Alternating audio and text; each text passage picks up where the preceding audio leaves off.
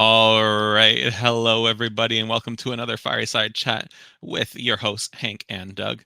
Today, we are tackling I think, a pretty important topic and something that at least I wondered a lot about back when I was writing my first book or my second book or even the third book. And we're talking about what new authors need to know. And that seems like such a big, kind of nebulous term. And it is, which is exactly why we're talking about it. And in fact, we're splitting this into two parts. This first one, we're going to talk more about like the big picture stuff, the theory stuff, the mindset kind of stuff. At least that's what I have on my list. And then next time, in 2 weeks' time, we'll be back here for another fireside chat where we will be chatting about the more practical stuff like storycraft, plot structure, characterization. We see hello Right. TW in the chat there. Awesome. Great to see a familiar face. Welcome in. Hope everything is going well with you. And Um, I was just flipping over, starting the Instagram stream and the Facebook stream. They're they've made things. They've given us some hoops we have to jump through. So, if you're watching on Facebook specifically, give us a comment. Just say hi here in Facebook land or something. And thanks Same for thing. joining us. Do you have the Instagram stream pulled up, Hank, or do you Yes, want me to? Okay. it is pulled up, and I'll try to flip over there and look for comments as we go. Awesome. I'm not in my normal studio. I'm in my granddaughter's nursery today, so I only have one screen, so I'll just have to be flipping back and forth, and The I don't. struggle's real. The, And the nobody point struggle out is how the real, light reflects off of Hank's head. He's feeling very self-conscious about it right? I've got this shiny spot right on my bald head because I don't have great studio lighting in here, and that's the upsides and downsides of visiting family. Mhm, mhm, Yeah. exactly. All right. So how about I kick things off here? Yeah. And I think this is going to be a tip that I, even as someone who is working on his sixth book, forgets every now and then. But writing's supposed to be fun.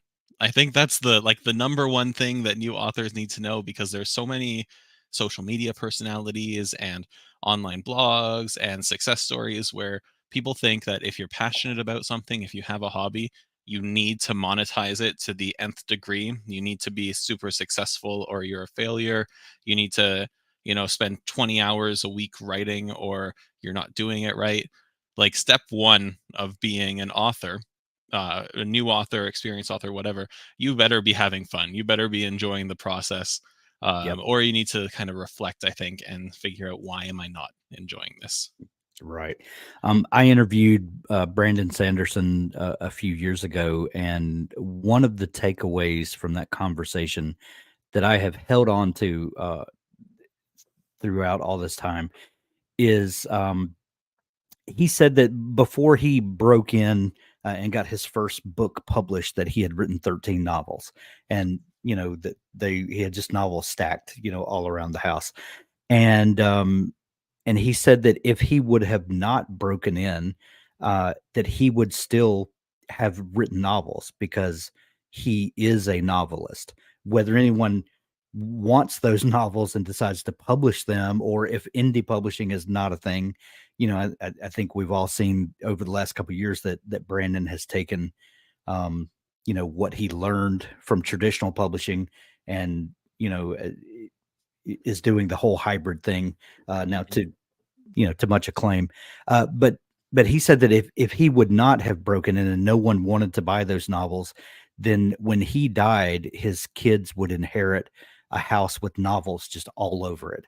And he said that that he has friends who like to go, to the YMCA and play basketball one night a week, and no one ever harasses them about when they're going to play for the Lakers or whatever. That's just, there are certain hobbies that people assume are just perfectly legitimate to just have as hobbies. But for some reason, there's something about writing where people expect you to take it to a pro level. And sometimes it just doesn't even need to be that. Sometimes it just needs to be a thing that you do for the simple enjoyment of telling a story. Maybe it's just for you. Maybe it's something for your kids. Maybe it's, something for friends, or maybe you have a D&D group like you have, Doug, and maybe you just want to do something that benefits your your gaming party. All of those are completely legitimate. No matter why you're writing, have fun doing it and do it for the enjoyment of it. And then if it becomes a career that can pay your bills and support your family and all that, that's icing on top of the cake. Yeah, it's funny that you bring up the D&D thing because I'm making this world and this storyline for my players, and every now and then my mind kind of goes to, okay, am I gonna compile this and market it after? Am I gonna sell this as a product? Because like it is world building, it is storytelling, it is writing, but for a different medium. But then I also kind of step back and I'm like, why can't I just have fun doing this? Right. Why do I need to monetize everything that I do in my time? On the flip side, it's tough because we only have so many hours in a day and things are very expensive these days and people want to make more money. I get that. But if you go into authorship from the very beginning thinking that you need to do X, Y, and Z to make any kind of money, and it's not worthwhile if you don't make a ton of cash, you're setting yourself up for failure. And for heartbreak. Yeah, and for heartbreak. I was actually over the weekend, I was in a car with my brother-in-law, and he recently got into reading fantasy. um Before he would see myself, my wife, my sister-in-law all reading, and he thought, what nerds. And so then we finally convinced him to start reading some, and he started with John Gwynn's what was it, Wrath of the Gods? Anyway, started with John Gwynn, and he's become An obsessed with it. excellent place to start, by the way. Yes, yeah, Yeah. absolutely. The And he's Faithful and the become Fallen series. Yeah. Anyway. he's become absolutely obsessed with reading. And since we were in the car, we had a bit of a drive together. He said, Doug, I have this cool idea, I think a cool idea for a story, and I wanted to just bounce it off you and see if it was worth writing. And I cut him off and I said, Al, it's worth writing. If you Y think you have a cool idea, just Yes. do it. Just try. So Yeah. he's a little hung up because English isn't his first language and he doesn't write a lot and whatnot. But like, if you think you have a cool story idea, embrace that passion and just start trying to bring it to life. Yeah. So, Yeah. And yeah, and as it happens with most writers, as I think it was Tolkien that said that, it grew in the telling, that yeah, it starts with a kernel of an idea, and you never know where it's going to go. exactly. And I think that holds true for every single story, at least I've ever written. Right. For Exactly. All right, what's on your list here, Hank? So, um, hang on one second. I'm quieting my laptop fans. Um, so, I kind of approached this from the idea of someone who wakes up from a dream and says, "Oh my goodness, this is a great story idea. Now what do I do with it?" And so I started thinking about, how do you take that kernel of an idea and spin it up to something worth pursuing? And I think it's worthwhile uh, to begin working out the premise. Because a lot of people have um, love to write first chapters. There's something about that initial idea and that inciting incident, that really gets the gears turning, and then a lot of people will kind of write up to that point and then have no idea what happens after that. So, my first bit of advice is to start thinking about what happens after your incident is incited. What once you get all the characters on the stage and the thing starts happening, what happens next? And I think it's worthwhile to take some time to kind of figure out who your characters are, what they want in the world, what is the obstacle that you're going to place in front of them that keep them from attaining this thing that that they want or think that they want, and start kind of walking through the steps of what will become your idea. And I'm not talking about writing out a full plan, a full, plotting out the novel. I'm not talking about that. I'm just talking about understanding who your characters are, what they want, and what is going to be the trouble that they come in contact with. And I think just starting to think through those ideas, think through the characters, think through um, what your world is going to throw at them, having those ideas kind of solidified in your mind will then help the rest of the story process start to unfold. So Absolutely. that's my first piece of advice is to think past that initial light bulb idea and think about what that really is going to look like as it starts to unfold. That's also the little bit past the inciting incident is probably the hardest part for any author to write, because we all get Yes, excited by the opening, we all get excited by the inciting incident. We're all looking forward to the climax, but what happens in between is really where you kind of test your author metal, I right. guess. Now, this Exactly. might be a hot take, Hank, and I'm inspired by your point here. I personally think that all new writers should skew towards the plotting side of the plotter pantser spectrum. I think that pantsing is a perfectly valid way to write, and I've read some books that by pantsers that are fantastic.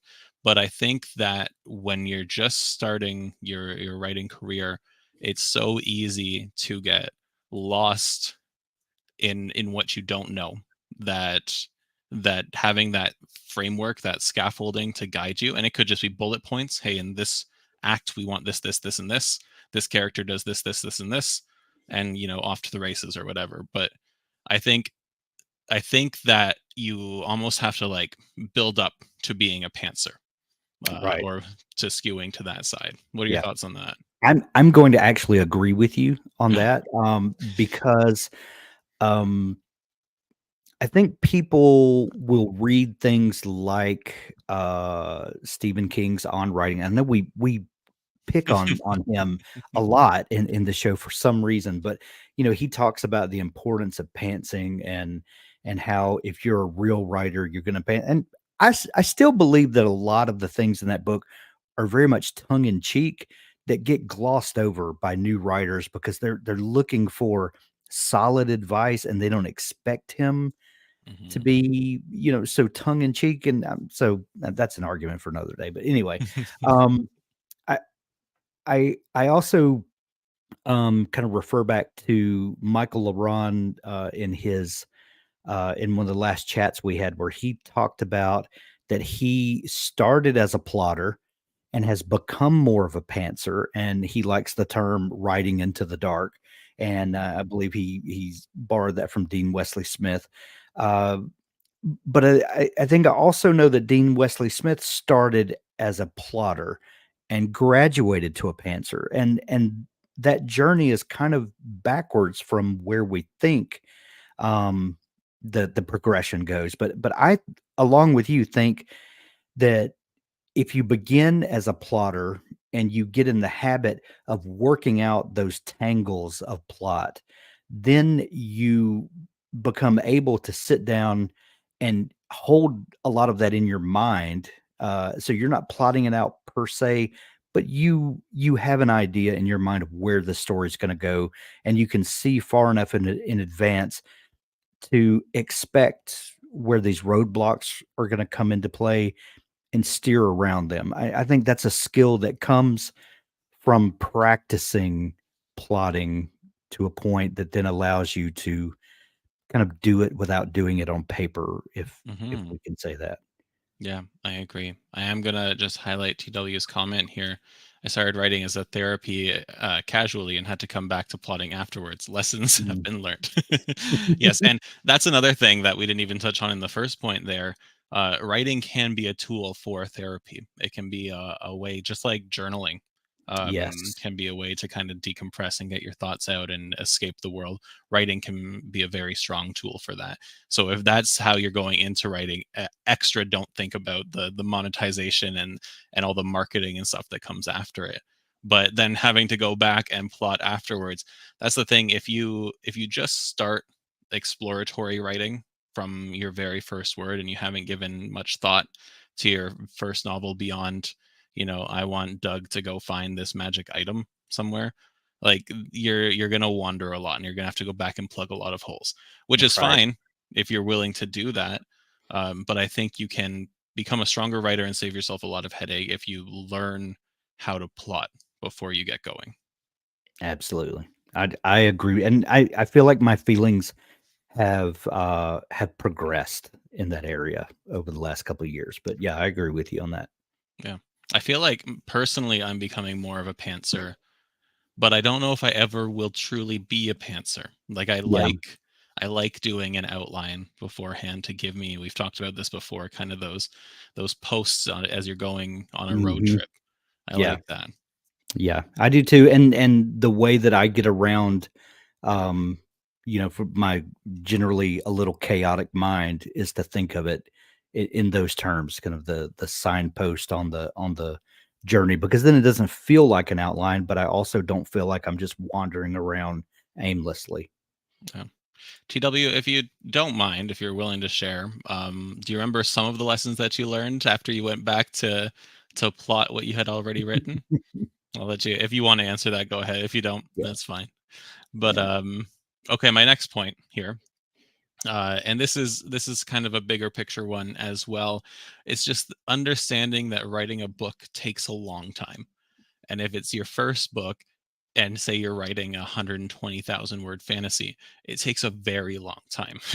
yeah, And so I think if you embrace the fun, that's fine.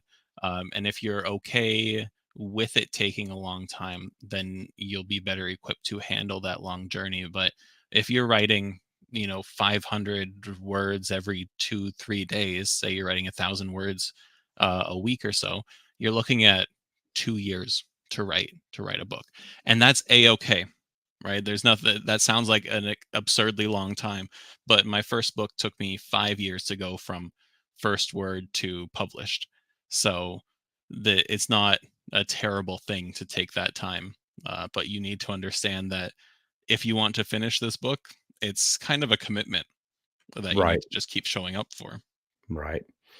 I would like to tag on what you said with another thing that I wrote down, is that if you start getting into like a lot of us do, and like we have the luxury of now, we have the internet, we have YouTube, we have the ability to listen to everyone's stories and to glean tips and motivation from all of these people that have gone before us and have succeeded or have failed, and we get to learn from their failures, which sometimes is even better than a great motivational speech, is getting to see how someone failed and learning to steer around those roadblocks.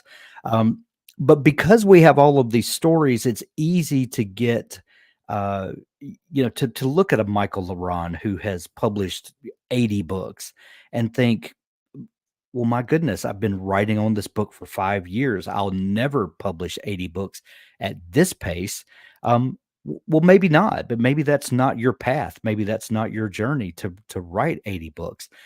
Maybe the thing that you're writing and is taking you more time and care is going to connect with a body of readers in a completely different way. And maybe that's your journey. So my advice is not to confuse your journey with someone else's. It's wonderful uh, to get to hear these stories from people and to celebrate with them in their successes and mourn with them in their failures. But it's also great to take what we can from them, but not to expect our journey to be the same as theirs. It's perfectly valid that if your first book takes you 5 years, like Doug, from first word to published, that's okay. It's worked out okay for Doug. It Mhm. will probably work out okay for you too, you know? Don't let your journey be confused with someone else's. Yeah. Absolutely. I find myself whenever we do something like this or a workshop or a Q&A session, I'll always say, well, this is how I did it and this is how someone else did it, but it's perfectly fine if you do it some other way. Right. And that's the truth. I'm not just saying it Yeah. to, cover our butts or anything. It's writing is so unique to you Right. that however you do it, that's fine. Yeah. TW in the chat here said that they realized the ending didn't flow and they need to build tension and a secondary plot. And yeah, that's the thing. If you don't plan out that kind of stuff and you don't have the experience of someone who's written a handful of books before, then it's harder to work those things in organically. Yeah. And so that's where the benefit of being a plotter, or at least plotting to a degree, comes in. Yeah. But Kara there, Kara or Kara, I apologize for I default to Kara if that's not incorrect, but I won't go into detail what I stopped writing after disastrous first book in 2007. When I started writing again in 2012, it was purely therapeutic. At this point, I'm a plantser and can't ever foresee myself being a pure plotter. Brain just wouldn't allow it. So that's fine. All right, I'm sorry that your first book was so disastrous. We won't pry into it, obviously, but I hope that you are enjoying the process Yeah. again.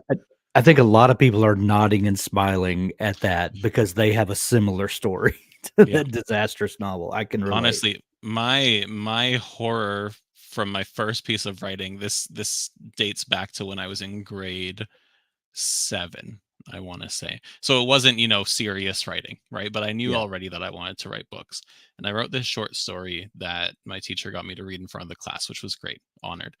But in that there was a horse, and I decided to give the horse dialogue. I don't know if I've ever shared this with you, Hank, but like not like No. the horse is speaking words, but just neigh. Like neigh said the horse or whatever. And so I'm standing in front of the class and I go, "Neigh," said the horse. And everyone laughed and I said, "Okay, well I'm never doing that again." And this was not a comedy. Yeah, this was a fantasy. So you'll find in my books, actually so far there are no horses ever, period. But when a Mm. horse does make an appearance, it shan't have dialogue. It shall have a bit in its mouth, and it shall be a beast of burden solely. Yeah. And Pat is joining us. Pat, Yeah. don't apologize for being late. We're just happy that you're here. Yeah. We're just having fun and glad you joined us. Mhm.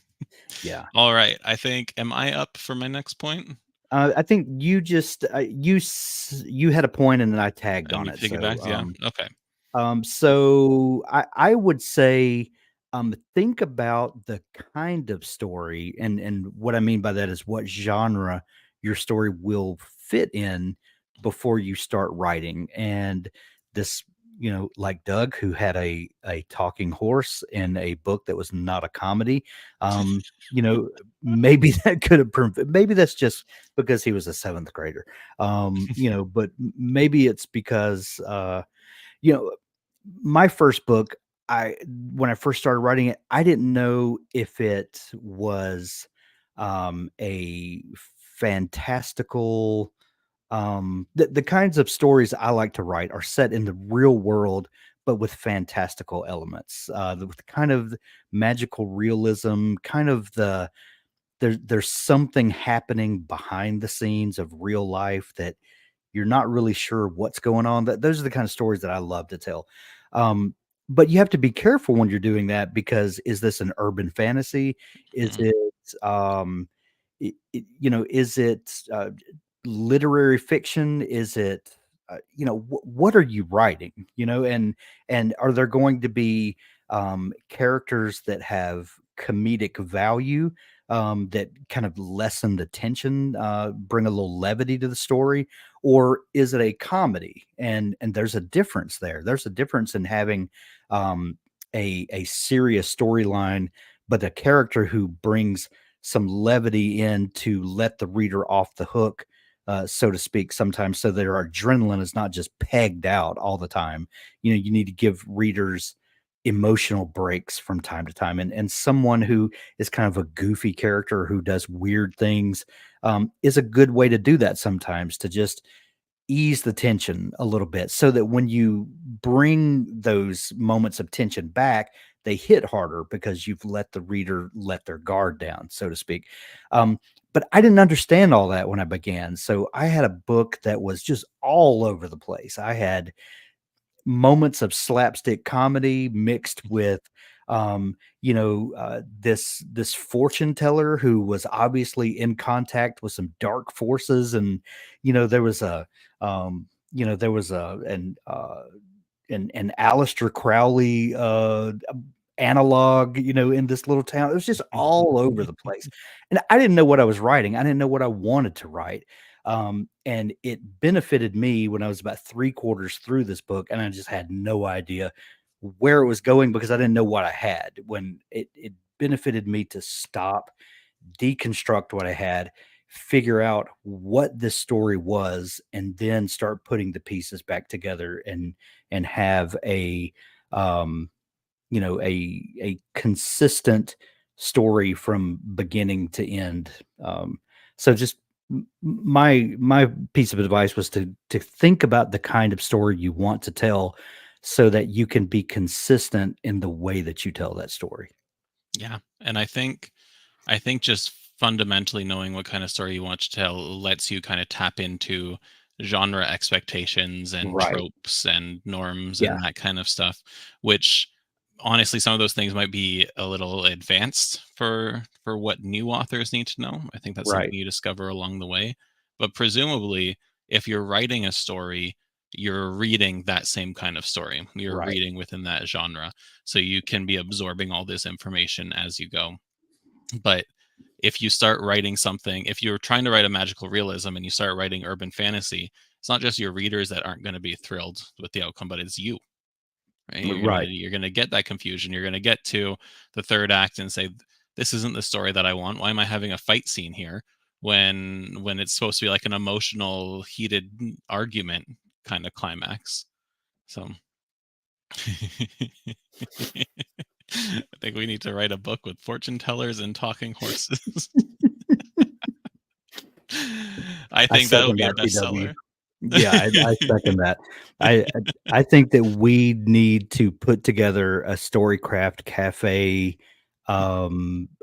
anthology of stories, and it can include all of the missteps that, can we take our storytelling missteps and weave them into a beautiful tapestry of fiction. Can it be a horse that tells fortunes? Yeah, it's Oh, different, nuanced neighs, maybe? See, Pat would mm, buy it. Pat would buy yeah. it. The storytellers in the horse anthology. That would be fantastic. That would be fantastic. All right. Before I say my next point, for the folks active in the chat here, let us know what genres you write, because I Yeah, see some familiar faces, and I mean I've read some of Pat's work for Feedback Friday, but I kind of want to know what we're all writing here. And even if you're not active in the chat, if you're watching this, feel free to share too. yeah, Um, okay, my next point is you can get lost in a lot of rabbit holes. There are yeah, so many things you can spend your time doing instead of writing and make an excuse to say that it is for writing. I even, as I shared a story on Instagram today to tell people that this event was happening, I saw two different writing memes that both expressed, I am writing if I'm thinking about writing, or I am writing if I'm reading about writing. And so it can become almost dangerous to think, hey, if you're spending your 20 hours or 10 hours a week, let's say you have 10 hours a week to pursue this hobby or this passion, and you're spending 9 of them just reading articles or connecting with writers on social media or researching how Instagram can help your author brand. Those are all valid things to do, but those are not writing, right? So just be aware that there are all these rabbit holes that you can fall down. So, yeah, yeah. Yeah, I would agree. There are lots of good things that you can be doing that are not writing. And interestingly, the more successful you become, and by success I mean finish a book, publish it, start another book. however you define success. But the more you do it, the more you will discover there are things about writing and about publishing that have nothing to do with writing that will Mhm. steal your time. When you start getting feedback from readers, and you definitely need to interact with your readers, and whether that's email or social media or whatever, um, those things are important, but they are not writing. Mhm. And even marketing your book, those things are important, and you need to be able to get those stories out to people, but that again is not writing. And you have to find a way to segment off a time every day or every other day or whatever is attainable for you, and then protect that time, because there are so many things that are good things, but that will steal your writing time. And what you don't want to do is to find yourself, um, to have gotten so busy doing the work about writing that's not writing, that you realize that you haven't written in 6 months. and Yeah. and that happens to a lot of people. Yeah. Well, honestly, it happens to me all the time. I'll Yeah. say, "Hey, I'm doing X, Y," or I keep saying X, Y, and Z, and then I know we chat about me saying Z later, but it's my, I guess, crutch phrase. But I do all these things, and then like a week passes, and I haven't written, but I've brushed up on some aspect of writing, and I've looked at or made social media posts, or I've worked on a newsletter list kind of thing. Like there are so many different things that can distract you, even if you're not a new author. But if you are a new author, I think just be more aware of that. Yeah. We got a lot of activity in the chat here. Yeah. Everyone sharing their favorite Uh, things. Pat said, have a memoir steeping. That's Excellent. I love a well-written memoir. That's one of my favorite genres, that just for reading, and I've always kind of threatened to write a memoir ish book, but for a memoir to be done really well, it really needs to be a window into a time, and I haven't found anything that's worth Yeah. giving someone a. But anyway, that's Oh, we're that's getting a me. new view. Yeah, we are. Whoop. Yeah, my power um, cord is dragging my laptop around. Sorry about that. Kara says that I have two pen names because I write in very different genres. One's erotic romance, the other is primarily fantasy, horror, and sci-fi. Yeah, that can be pretty varied. And I think was it Ness Johnson? She has two different pen names Yes, for the same kind of situation. yes. N period S period Yeah. and Ines, Yes. INES, Yeah. which kind of clever. Yeah, because you get that recognition for people that do want to read both. But Right. I think it's a good idea to have those pen names because most romance readers don't want to read horror. Yeah. Yeah. Unless Yeah. it's like dark romance, but that's a different situation. Yeah, romance readers. I have been told by several different romance writers that if you write a book and it does not have an HFA, or happily ever after, or HEA, I'm sorry, Mhm. if it doesn't have a happily ever after, you cannot call that a romance. And these people will run you out of town with pitchforks and um yeah, and fire. It will be Yep, bad. You know? absolutely. And so if you slip some horror in there, it's gonna go badly for you. Yeah. And before we move on, I want to point out here that TW says, I'm not sure how to pick just one genre. Might be a Yeah. crossover of a couple of genres.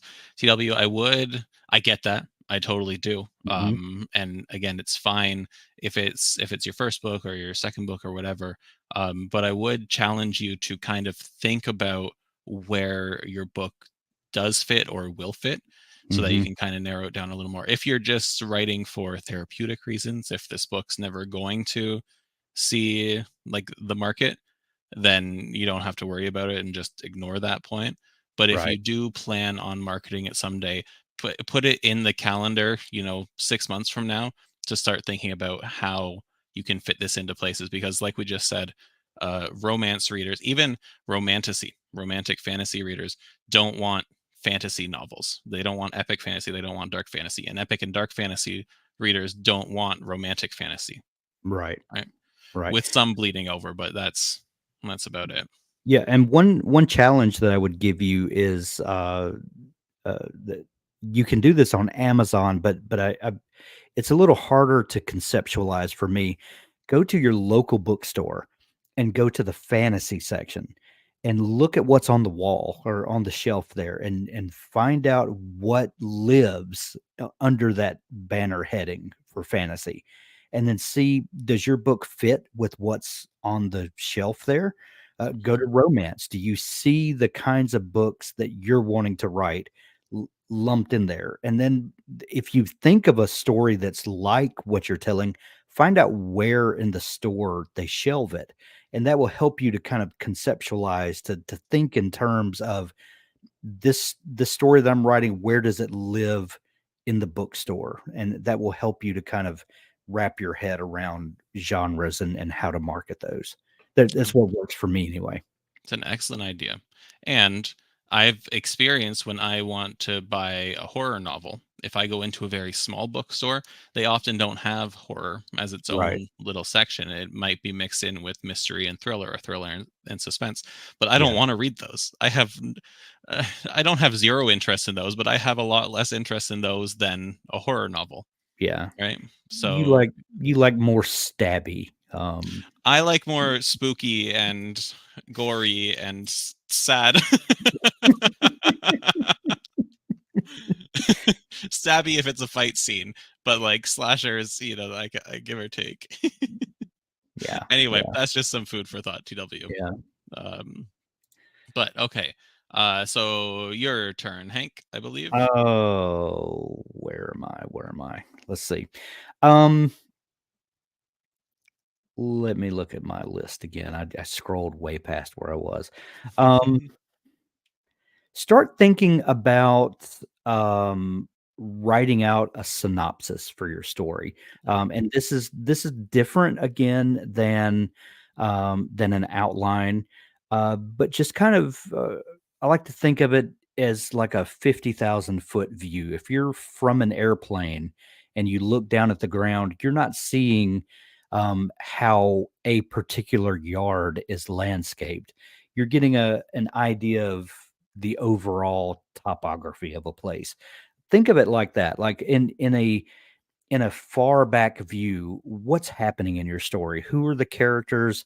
Can you kind of write out those signposts along the way? And this and I know all of my things are kind of building on one another, but think of who your character is, what do they want, what's standing in their way, what is an ultimate resolution for your character? What is their happily ever after or their lying in a stabby mess if it's a Doug Lansborough, book. Um, what what what is a satisfying resolution for you as the writer, if not for the reader?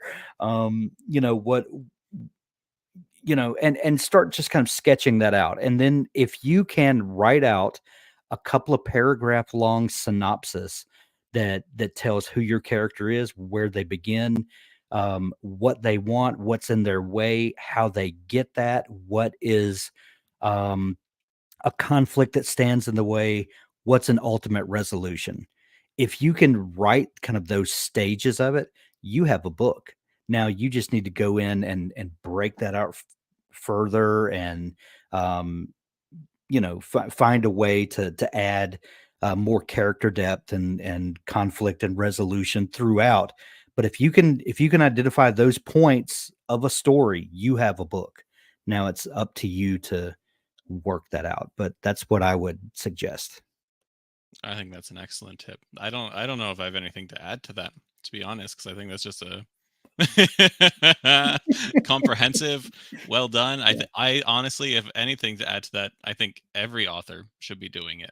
Yeah. I don't think it's just on your first book, especially if you're more of a pantser, then just take that hour or two to map Right. out those basics, and then you have your bare bones roadmap to kind of keep you along the right lines. Yeah. Um, Yeah. Writing synopses are very hard to do. So like this isn't like, a back of the book one or a querying and an agent one, but Right. Yeah, yeah. and let me clarify that this is not writing marketing copy that will Hmm. wind up on the back cover of your book, No or cliffhangers. not what you're gonna use in an agent query. This is just for you to determine, do I have a story? Can and they don't even have to make sense in how they connect together necessarily, as long as you know you can connect them. Just, do you have enough elements of a story that this story is worth telling? And I think a couple of paragraphs will tell you whether you have the bones there or not. Yep. Yep. Absolutely. TW says challenge accepted. Great tip from you, Hank, about the bookshelf browsing. It would be on a Yeah. shelf next to the Handmaid's Tale type of story. Okay, so like a dystopian. I don't know. Dystopian isn't technically a genre that you'd find in a bookstore, I guess, but like, where would you put Handmaid's Tale? What would Handmaid's be Tale would be, I guess, in one sense, it could be fantasy. It could or be sci-fi, suspense, could be sci-fi. like near sci-fi kind of thing? Yeah, Yeah, in the same way that Hugh Howey's Wool would be yeah, sci-fi, I yeah, mean, they're sci-fi elements, but they're yeah, also kind of horror slash fantasy slash suspense elements too. yeah. That's Maybe I'll look for it next time I'm in a it's bookstore. same, I'll do that too. We'll report back to each Okay, other I'll what we compare find. notes.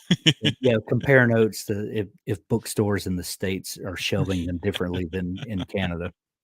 That'll be interesting to see. Mhm. Yeah, Okay, so my next tip, writing's not a solo journey. That a lot of people think that it's this reclusive thing you do in a closed room and no one gets to see your work until it's this perfect thing that you put out into the world. But that is so far from the truth. Even just being right. here, chatting with us, or watching this is an example of how this is a community kind of journey that you're going on. You're getting input from others, you're chatting back and forth, you're sharing your experiences. That's not even taking into account writing partners, critique partners, writing groups, beta readers, editors. If you're in the Storycraft Cafe, hanging out there, getting writing prompts, getting feedback from friends you make there. Like there are so many people involved. Your partner, you're bouncing ideas off of them. Your mom texting you about how she's so proud of you.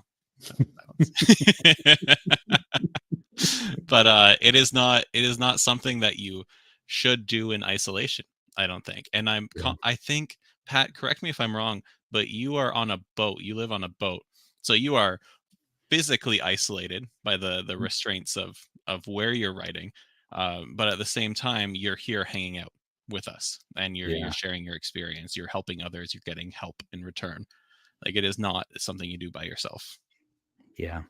We've had, a couple of shows lately with, writing partners, Ellery Lloyd, the Constantine sisters who write as Liv Constantine, uh, and they both have talked about the benefit of having a someone there to bounce ideas off of, but to also act as, um, someone that can stoke the ideas. That one person comes up with a really good idea, and the other person adds something to it that then transforms that to a brilliant idea.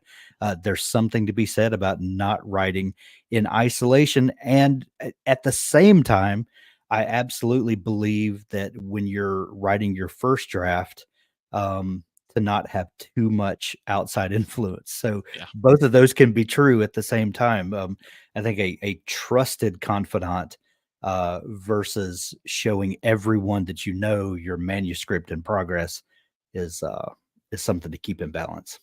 Yeah, even when you get to the beta reading stage, I mean, I'll have 5 beta readers maybe, Yeah, and I'll get either conflicting advice from them, or I'll get feedback where it's like, "Yeah, I see what you're saying and the intention's good, but that's just not gonna work for my story. That yeah, just isn't gonna happen." yeah, But yeah, I guess when I say it's not a solo journey, it's the drafting of the manuscript is tends to be a little more on your own but learning about writing, getting the motivation to finish your Right. first draft, being held accountable. You can work with someone to get feedback as you go. That's a great way to write if it's up your alley. But be selective, I guess, about who that person is or those people are. I'd say if you're going to do that, go with a critique partner that writes in your genre, that understands the conventions and the norms and whatnot, so they can give you more tailored feedback, and someone who's writing you like as well. Yeah.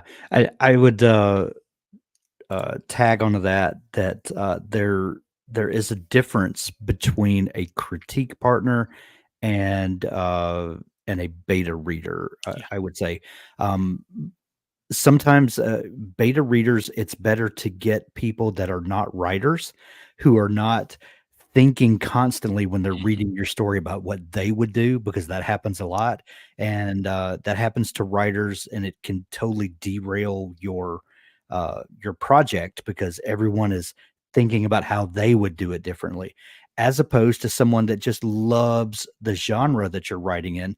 One of my best beta readers right now is one of my sons-in-law, who's just a huge science fiction geek, and he will tell you he's read all of the Star Mhm. Wars expanded universe novels and Star Trek, and I can give him something, and he's not trying to rewrite it in his head. He's just will give me honest feedback about whether the story's working or not, and whether I'm utilizing what has been established for the genre already.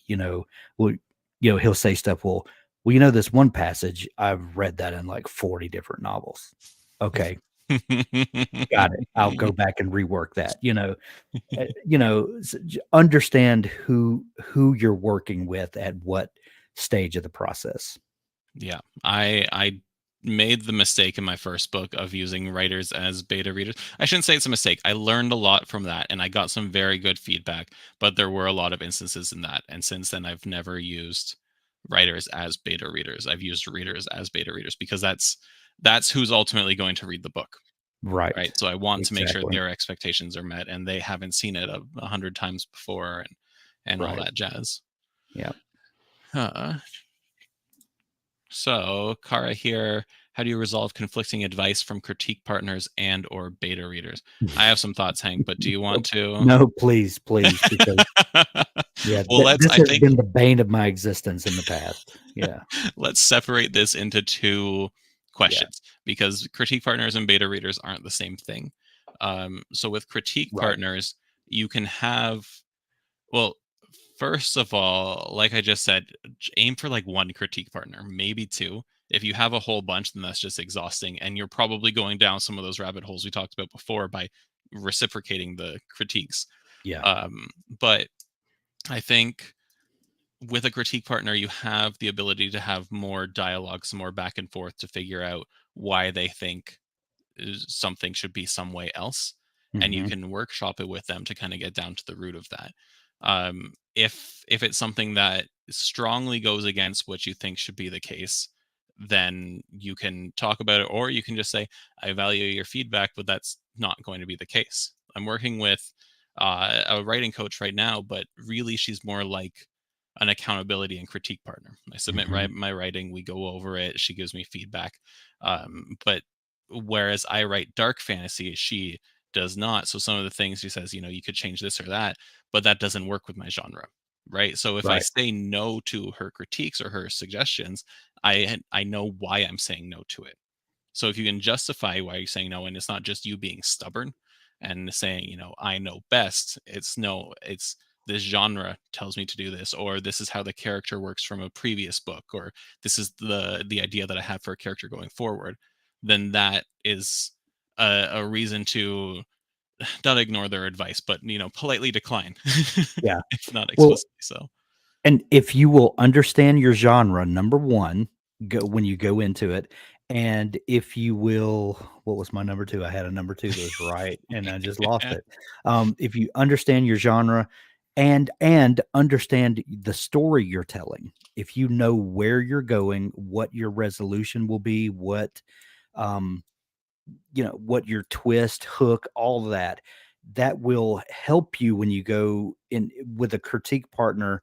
Like Doug said, his coach gave advice, but he knew, because he knew his genre and he knew where he was going with his story, he could counter that advice. Just because you have a critique partner and they say something doesn't mean you have to take it. No. But it does mean that you have to dig in a little bit and defend your position. And then if you find that your position is indefensible, then they have a point. Or if you, see that they don't see your grander vision, then maybe they're not the right critique partner. Mhm. So there's a couple of different ways to handle it, but you can start by knowing your genre conventions and know the story you are trying to tell, and that will help put advice that you get in perspective. Yeah. Yeah, exactly. And with beta readers, it depends on the feedback you're getting from them as well. Beta readers will usually give you less like story craft feedback, less, this is how structure works, this is how characterization or character development works. They're going to give you more, this doesn't flow well, or I didn't like this, very subjective kind of Right, advice. First, I would look at, are the other beta readers saying the same thing? If it's a right. consistent thing and you've picked your beta readers well, then maybe it's something that you want to look at and see how it affects the grander picture. If it's a one-off comment about something that kind of the same idea, if you can take a step back and say, no, it needs to be like this because of something else, then you have your justification for saying, no, that's not a change I'm going to make. And when I say that's not a change you're going to make, you don't have to say that to their face. You can just not Right, incorporate that when you're revising your novel. Like they right, won't know, right. unless they go and read your book and it's still there, but it's your book. Yeah. um yeah. Yeah. Well, and if you have a relationship with these beta readers, and it's if you're getting feedback from them that you're maybe on the fence about, and you really want to dig into why they're telling you this, it may be beneficial to have a conversation with them about their piece of feedback. Like, why are they feeling that this character is not resonating? Maybe it has nothing to do with the scene that they're speaking about, but it has to do with how well you have painted this character in the past, that now this thing seems out of character. Maybe it's, you know, if you can have a conversation with your beta reader to find out why they feel the way they do about this piece of feedback they're getting, maybe you can kind of uncover where the fault is. Maybe it's not in the scene that's in question, but it's how that you haven't laid a foundation properly in the past, and those things can be corrected if you can Absolutely. just kind of scratch past the surface with them. Yeah. I will add on to that. I mentioned that a critique partner you have more dialogue with because Mhm. you're reciprocating the act. Your partners in this, you're critiquing each other's work. So Right. they've done something, you're doing something in return. So you aren't owed more of their time, but like you're mutually deciding to spend more time with each other on it. With a Sure. beta reader, they're doing it for free. They're doing it as like a volunteer, and it might be a perk for them. They might be very Sure. excited for it, and I hope they are. Yeah. But don't go in anticipating being able to have a full blown conversation about one aspect of your story with a beta reader, because they've already done you such a great service of Right. reading through your whole book. Right. And if they are readers, which again I suggest that they are, they don't necessarily know the theory and techniques behind what they're suggesting. They just know it like a gut instinct from a reader's perspective. So it might be Right. tough for them to elaborate. Yeah. Um, I have Pat thought that beta readers had to be writers. They can be. They Yeah. can be. It's just not my preference. It's not Hank's preference. It's I know a lot of writers who prefer to have readers and not writers as beta readers. Well, and I was seeing this a lot, especially several years ago when indie publishing was just really coming into its own, and were friending 100 different indie writers on Mhm. Facebook, and they were starting to solicit each other as beta readers, and you would get people that just got all kinds of confusing advice because other writers are not necessarily very good beta readers. They may be great critique partners, but when you're looking for beta readers, find readers that have nothing else at stake and who just really love story, and just see how it's hitting them. I did. Well, first, actually, I want to say hello to Celeste, Hi, because it's Celeste. been a few minutes since you joined, but happy to see you here.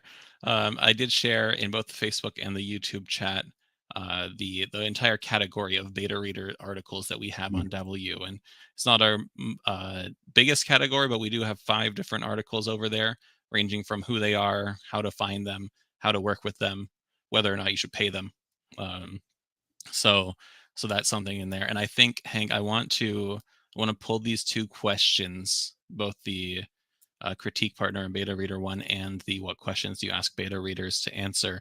I want to pull that into our next craft Q&A office hours. good idea. So for those who don't know, we do one of the premium events that we do is a bi-weekly office hour stream. We did it in May, but now it's a premium only event, and I think I'll pull those questions into there. Yeah. But I have one Speaking more of, point. I don't know how many points you have. no, I'm done. That's all the Okay. points I have. So go ahead. Okay. Well, I just want to say, and we kind of touched on this before, but to make it explicit, the best way to become more successful, however you define success, as you said before, is to just keep writing.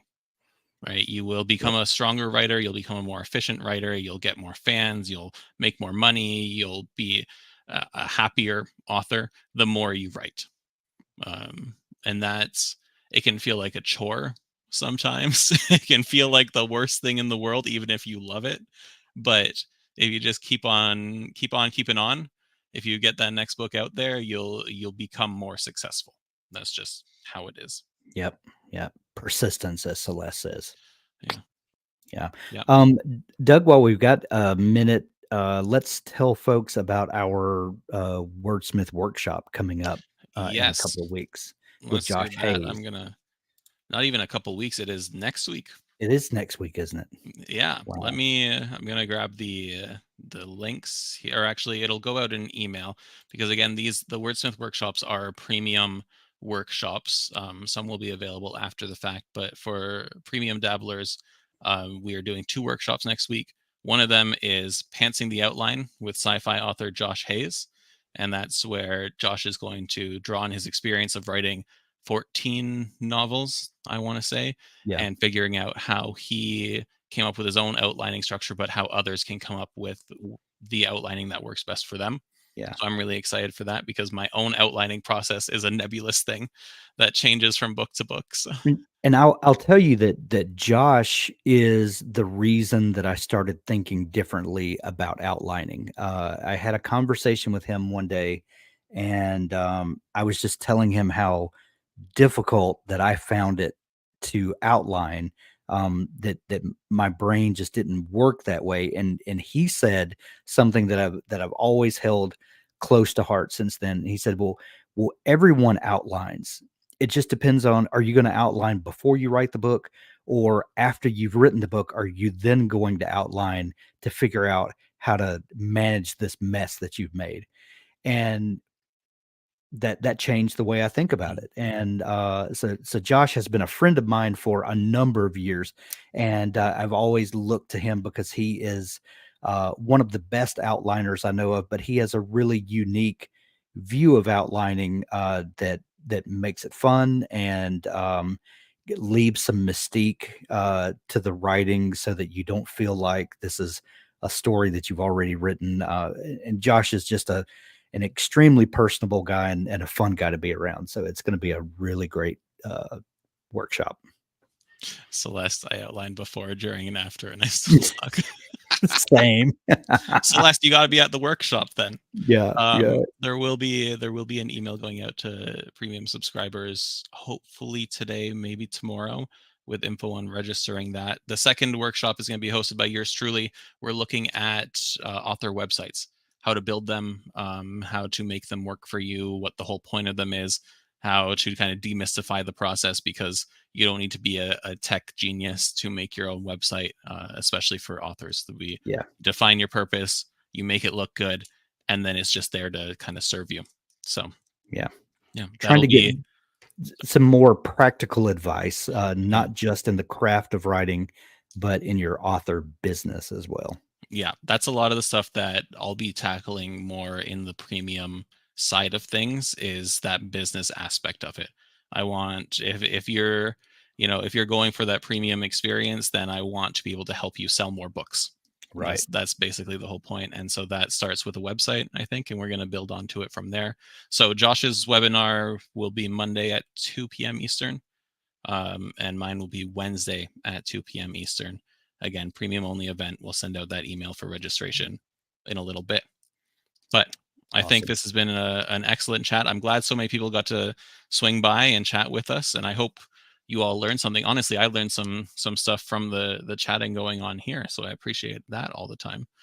Do we have? Absolutely. Oh, tomorrow's supposed to be Writing Sprint Wednesday with But it's a us because holiday Robert's here in on the state. vacation. Yeah, it's Yes. a holiday. So, are we doing Thursday instead, Hank? Let's do Thursday. Let's do Thursday. Okay, same bat time, same bat place.